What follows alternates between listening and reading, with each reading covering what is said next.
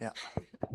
Hi, and welcome to my presentation on space-driven knowledge, a topological framework for semantic inferences in building.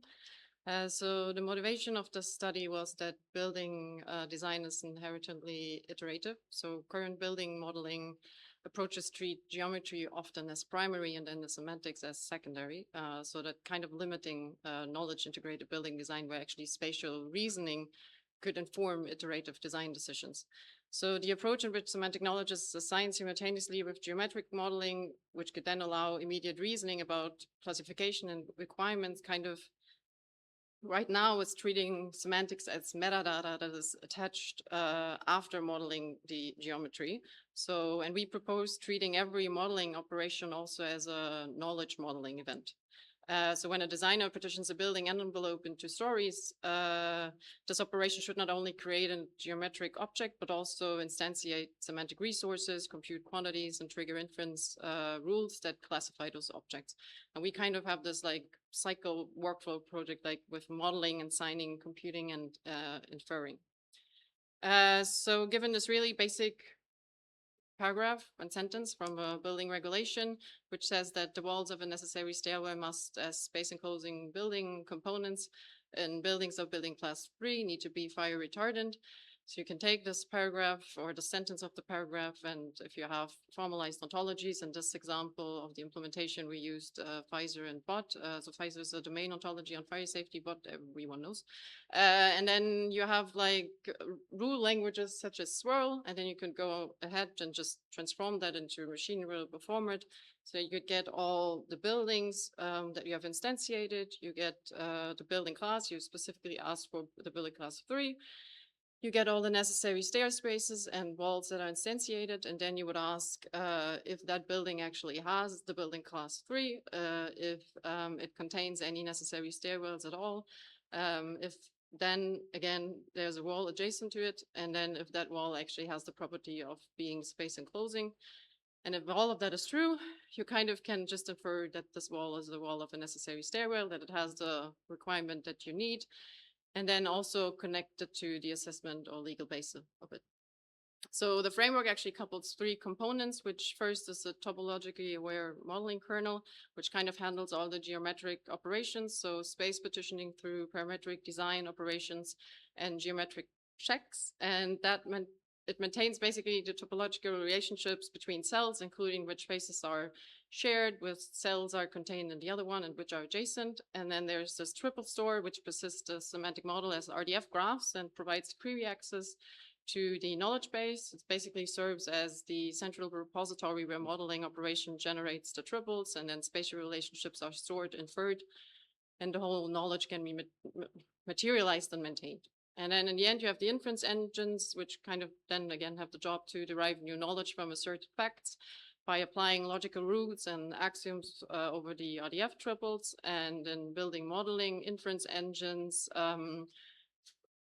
derive new knowledge from those exerted, inference engines enable automatic compliance checking where those geometric changes actually trigger the re-evaluation of the derived classifications and requirements. So this is kind of the data flow at the moment. So you have the space partitioning, which kind of subdivides the whole Euclidean space into a non-overlapping gap-free cellular partition.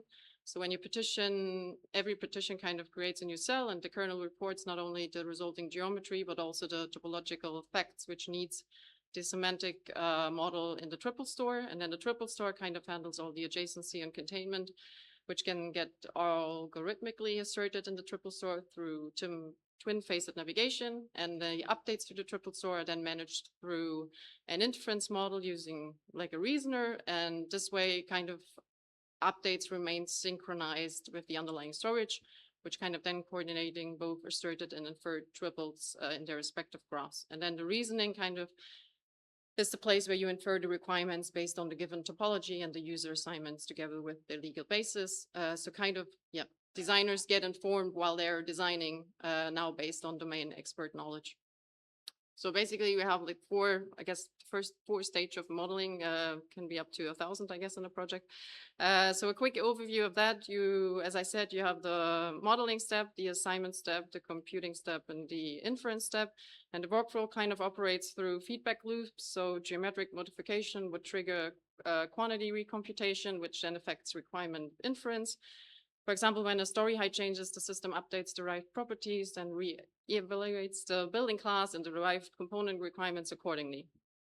So to go a bit more into detail, so the workflow could begin with the site context, and then you're partitioning the space into air and earth, and that establishes kind of the ground plane and the terrain geometry. Semantically, this creates then the bot site instances, and extracted quantities could include terrain height, geographic coordinates, parcel boundaries, as well as any relationship to adjacent zones. And inference at this stage already could actually determine the applicable regulatory framework and any georestrictive specific variant of it. Then within the site, you further would subdivide those partition into building volumes, and then a building becomes a bot building instance with the site containment relationship, and then adjacent sites establish relationships relevant to any regulatory requirement. And then computed quantities would include, for example, gross floor area or the number of utilization units.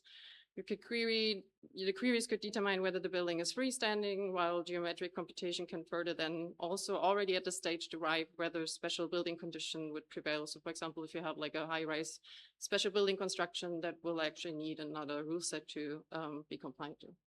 If you then go further and do horizontal space partitioning, you would partitioning the building space into stories. And then each story again gets instantiated as a bot story with kind of hierarchical relationships, and the semantic assignment specifies usage types and further defines utilization units. Computed quantities at that stage could already be to extract ceiling heights, then to query the positions of stories, and that could actually like give you already the building class, which you then need in further stages to actually know what kind of requirements you have to be compliant to. So if you go a bit more into detail there, further partitioning operations can also subdivide, of course, the stories into spaces, which is fourth step here, which can also be termed rooms. And each space is assigned a bot space instance. Walls are separating those rooms are then instantiated as wall elements and have relationship through the adjacency. Semantic assignment specifies space usage, necessary stairs, any object type you want to assign to it. And then those queries can directly instantiate the semantic knowledge, such as detecting phases with adjacency to outside zones or other internal spaces, depending on what you modeled. And then in that stage, you can already kind of infer a lot of component-based requirements. So another view on it would be if you take this last example with you. So there's a semantic individual can represent multiple subspaces of the space partitioning. So we have the wall with the two spaces. You would have a user assignment that you assign the types to it. And for example, a usage to this one space. And already algorithmically, you can compute all the adjacency and the containment. And from that, the reasoner would be fired or is in the background anyway the whole time. And from that, you can actually already infer that this wall is actually next to a necessary stairwell. And if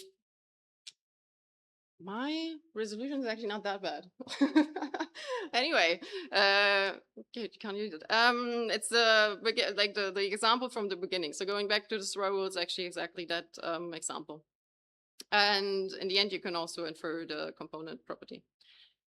If you would look at this building, it would be that wall in the particular there on the end. So that's a building of building class 3. And then you can basically just a really simple query it with Sparkle and have the semantic individual. You have the type asserted and get the inference right while you model it. I don't have time, I don't have a conclusion and an overlook or like a future work I would rather like to discuss, but I don't have any time. Anyway, the most important thing here, I guess, is on the right, the different modeling paradigm. So of course, you have to rethink how you model. So you can't just not go and model a component and not assign anything to it. You have to actually rethink how you would design and have that hidden data model in mind so that actually if you want to export something after or whatever you want to do, there's actually carries some meaning in the end. And I think that's the most important thing here because that will take a couple of more years, I guess, or never. we'll see. Okay, I'll stop here. Maybe you can ask questions to the other one.